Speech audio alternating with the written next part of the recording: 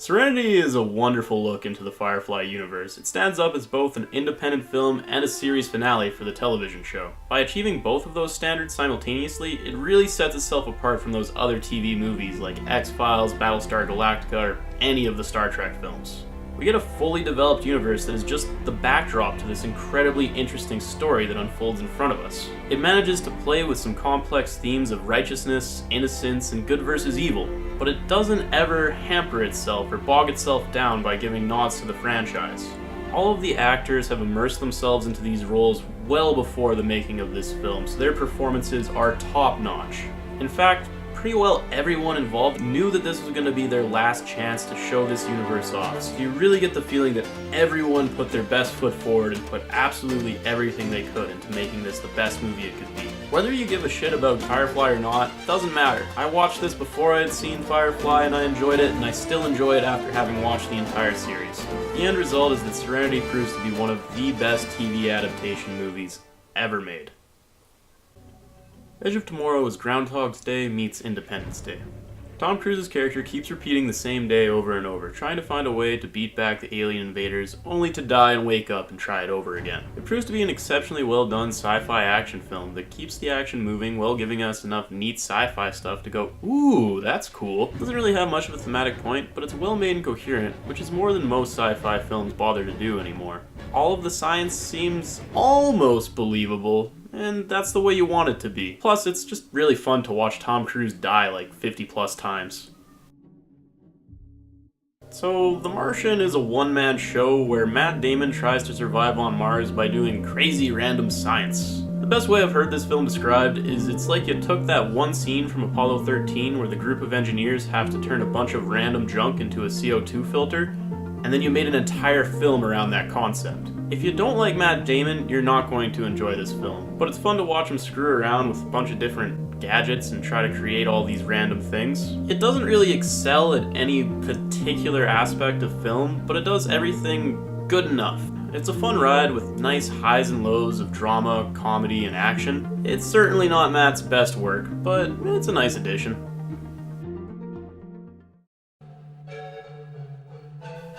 Child's Play 2 is the best of the franchise in my opinion. This is the movie that hit the balance of horror and comedy perfectly.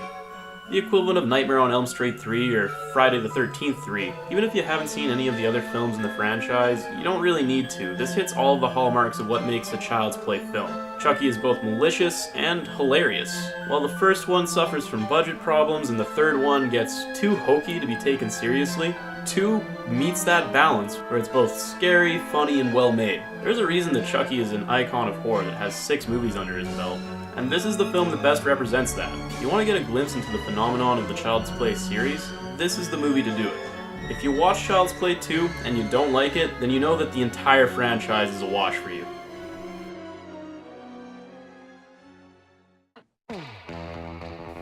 Pulp Fiction, in my opinion, is the best movie that Quentin Tarantino has ever made. It has such a flair to it that it's ingrained itself into modern cinema. So many films try and fail to emulate what this movie is, and I really wish I could put into words what exactly sets Pulp Fiction apart from those films. But honestly, it escapes me. It's its own unique movie. Everything from the characters to the motivation, pacing, cinematography is in flux in this film. It has its own style that just works.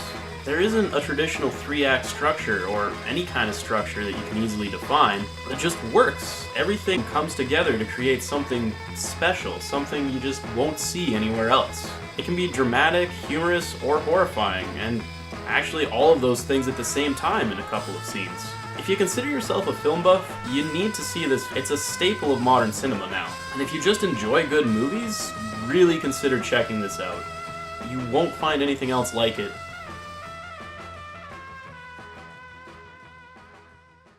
Let's start the show. We're talking Netflix 11 here on the Roommate Review. Nick, let's kick it off with The Martian. We're talking about the new one, right? Yeah, the new Martian with Matt Damon. It's basically a one-man show. There's other people in it, but it's Matt Damon sitting around talking to himself for most of the movie. It's a good time, honestly. Like, it's not amazing. It's not the best thing he's ever made, but if you like Matt Damon and you like sci-fi, it's fun. One-man shows. Let's run through a bit of a mime. Legend, Castaway, Moon. Oh, man. Yeah. It's really, really nice to let an actor just cover it all, you know? Yeah, and like you see a few other people in there, about as many as a little more than I Am Legend. But yeah, it's nice. He fools around. You get to see him build lots of stuff. He's an engineer in it, which is kind of a suiting role for the guy. He always comes off as kind of an intellectual. You know, even ever since Good Will Hunting, really. So he fits the role well, and I don't know, you just get to watch him screw around for like 2 hours. It's a fun time. I really recommend it to anyone just looking for like kind of slapsticky action adventure comedy. It's not very serious. Just having a good time on Mars. Yeah, basically. All right. What's next on our list? Edge of Tomorrow. Ooh. Yeah. I haven't seen it. I've just read the manga one shot. All you need is kill. Yeah, I didn't even know there was a manga going into it. I found out just a few minutes ago that apparently it's based off a manga. It's fun. It's one of the better versions of time travel I've seen in quite a while. So yeah, it's just nice to watch Tom Cruise kind of go through the paces. If you enjoy the concept of Groundhog Day, I think you'll have something to grip onto here. Because it's very similar in that way, where it's just, you know, he keeps doing the same day over and over. It's almost like being stuck in, what's that level of hell before anything? Purgatory. Purgatory! Yeah. Yeah. Definitely. Yeah, like it's much darker than Groundhog Day. The mech suits are cool, the aliens are cool, the way they fight, they use like swords and guns mounted on their wrists, so it's entertaining, right? Like it's really catchy. It's really just neat to watch. Not really a lot of meat there. You're not gonna learn anything about humanity or good or evil. It's an action movie. It's an action sci-fi film, like through and through. Tom Cruise is a very entertaining man, and I'm sure the cast supports him quite well. Honestly, I haven't enjoyed Tom Cruise in quite a while. I find the guy to be very pretentious. It just kind of comes through in his roles to me. Shit. So another reason I enjoyed it was watching Tom Cruise die all the time. That made me smile kind of deep down. Oh, jeez. Yeah, even not enjoying the actor, I enjoyed the film itself. So I think that's kind of a testament to it in its own right. All right. Yeah, that's basically all I got to say on that one. Just to kind of throw away action adventure. If you want something fun, you want something like with lots of action, this is a good choice. Yeah. Yeah. But a bit less on the budget on our list. What do we have next? We got Child's Play 2. Oh, jeez. Budget. Yeah, well, I honestly... Actually, It has a much better budget than 1, which isn't on Netflix anyway, but I would still recommend 2 over 1, even if it were on here. yeah, 2 over 3 as well. Yeah, I feel that 2 is the best in the series. Some people feel Bride of Chucky, but I really feel that's where you... It's not a horror movie. No. Well, it's horror in genre, not horror in approach. Yeah. It's aesthetic over the feeling, you know? Horror as much as Freddy 6 is, or Nightmare on Elm Street 6. Or anything with a vampire. I know it's technically horror because you got the evil thing in it, but... Oh, there's a couple of vampire movies out there, but not very many. Yeah. No, I get your point. And it's kind of a shoehorn thing because of the genre. But we're getting off topic. Let's get back to Child's Play 2. Woo! I think if you want an idea of why this is a franchise, 2's the go-to movie. Like, yeah, it covers the whole thing with Andy. It'll explain the voodoo stuff going on. It's really quick. It doesn't have the exposition of the first one either, because you should already know. You should know. But it'll tell you, so you don't actually need to know. It'll explain everything again. And that final fight scene in the Play Factory. Oh yeah, that is one of the best horror movie villain endings. We work at a bit of a toy shop, and I'm astounded we have not seen any recreations of, Final Moments Chucky from Child's Play 2. Yeah. Oh my god, what a garish figure. Just so brutal. There's scary moments in here. You get the comedy of Chucky. To me, it's the equivalent of Nightmare on Elm Street 3 or Friday the 13th 3. It hits the nail on the head. It's not an amazing film, but there's a reason there's 6 Chucky movies. Yeah. It's an interesting concept, and this does it the best of any of them. I would think so.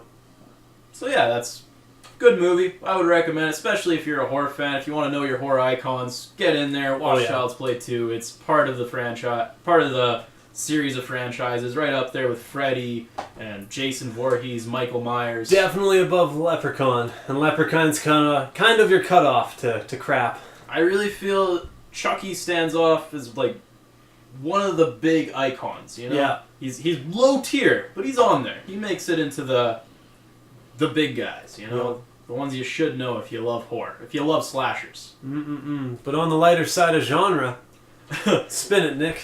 We got Pulp Fiction. I don't know if it's exactly lighter. I laughed so much throughout it. Oh my god. Yeah. Pulp Fiction is just one of those unique movies where it's like it's hard to nail down.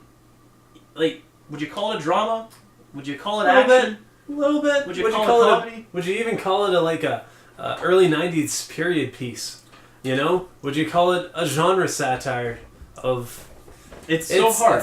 Yeah. It kind of does everything, but it also doesn't really do anything. Like, No. It's so weird in that way. And it doesn't have a typical structure either. Like, it's... No. Average movie, you know, you have your establishing events, rising action to some sort of climax, and then tie it all up at the end. But no, not really. It's just kind of this weird mess where if you try, you can't even identify the beginning with much ease. No, but given its anthology format, I don't know, each little specific story does have its carryover. It makes sense how things mix. Yeah, you know? But it's also, you could put the stories in a different order, and I don't think, maybe it would be worse. I think that it's good the way that it's set up, but it wouldn't be wrong. It wouldn't make less sense. And a lot of star power here. Oh man, I don't know how Quentin gets them. Yeah, especially back then. I really find, this is my favorite Tarantino movie, and I think it's, in a lot of ways, the most impressive Tarantino movie, just because it's so weird, it's so out there, it's so hard to define properly. Yep. It's something that I want to study more, and I'll probably come back to this once I have the time to watch it 4 or 5 more times and just really try to dig into the meat of this film. We should talk about, what was it, Jackie Brown. We should talk about that someday. Yeah, that's a conversation for a different day. Yeah, that's a good one. But yeah, you want to talk about Quentin Tarantino throwing you up in a weird feeling? Yeah, oh. I think Pulp Fiction just... It's so poppy, it's so nice. You can't imagine, you know, John Travolta and Uma Thurman dancing in this weird 50s aesthetic, and Steve Buscemi's their waiter, and he's miserable, but everything's up there, and it's so weird. So much at once. And yeah, Christopher Walken, why are you talking to me about the wristwatch? Like, yeah, but there's such merit, such structure to it too. Watch it if you haven't seen it. Strongly recommended. Yeah, best thing on the list for the week. We're gonna close it off with the second best thing on the list, and that's Serenity. Haven't seen it. Lost a bet, so I got to start off Firefly with Serenity. Yeah.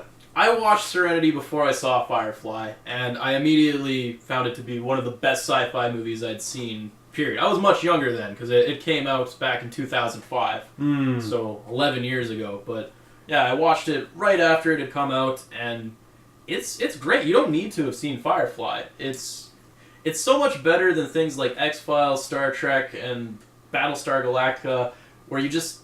When you watch those movies, you're watching them because you're a fan. If you're not a fan and you're watching those movies, it's not going to mean a whole lot to you. Yeah. J.J. Abrams has done steps towards that, but Serenity is better than any of the new Star Treks by a very large margin. And yeah, it's a really well done film. Like, all of the characters are so fleshed out.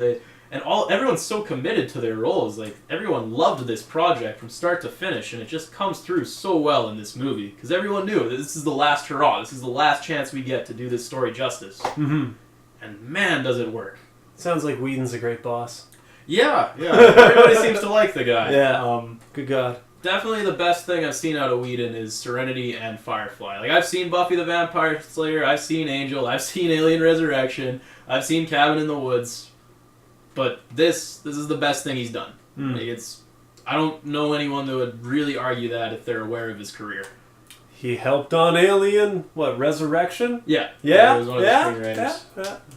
I don't know. It wasn't a bad comedy. Anyway, that was Netflix 11! Yeah. And you know what? I have a question for you guys at home.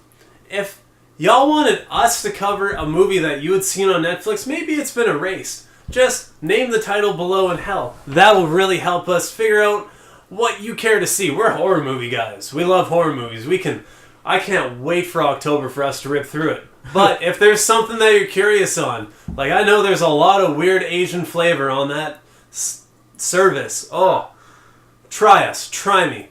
Name it below. We'll show you. We'll show you what we know. Alright, yeah. I suppose the only thing I'd want to ask is there any other Tarantino movie you'd put over Pulp Fiction? And if so, why? That's what I'm curious about. Ooh. Tell me what you think. And as always, if you liked what you saw today, comment, subscribe, and if you really enjoy it, you can support us on Patreon. See ya.